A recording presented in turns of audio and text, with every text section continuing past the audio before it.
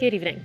Nicola Sturgeon did not breach the ministerial code. That's the conclusion of Ireland's former Chief Prosecutor James Hamilton.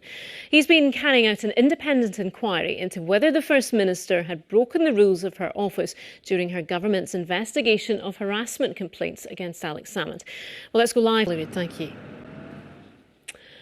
A review's found serious failings by the leaders of Scotland's largest health board after at least one child died of an infection which experts believe probably came from hospital water. The cases of 84 children who were infected with rare bacteria while undergoing cancer treatment in Glasgow found a third of them suffered a severe or critical impact to their health. NHS Greater Glasgow and Clyde's chief executive has apologised but says she won't stand down. Here's our health correspondent, Lisa Summers.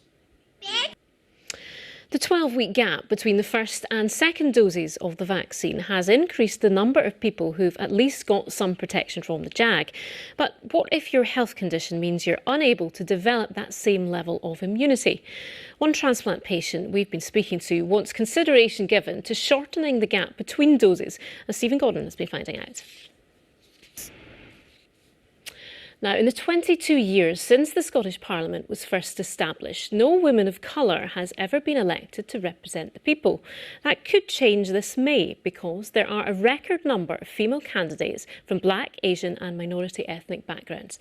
A BBC Scotland documentary to be shown tonight will look into why it hasn't happened so far. Here's Noor Abdel Razik. Now, tomorrow will be the first anniversary of the start of the first lockdown. At noon, people across the country will be invited to fall silent to reflect on the lives lost in the long months since. Our reporter Gillian Sharp has been to meet two families still adjusting to life without their loved ones. Gillian Sharp there speaking to families who've lost loved ones over the past year. Police are investigating complaints the Rangers player Alfredo Morelos received abuse online after yesterday's Old Firm game.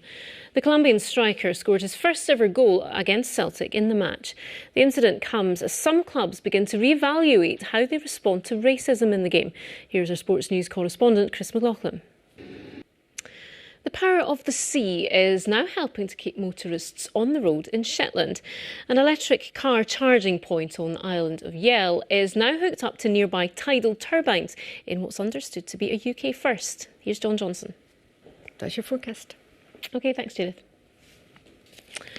Now, tonight's main news again. Nicholas harassment complaints against Alex Salmond.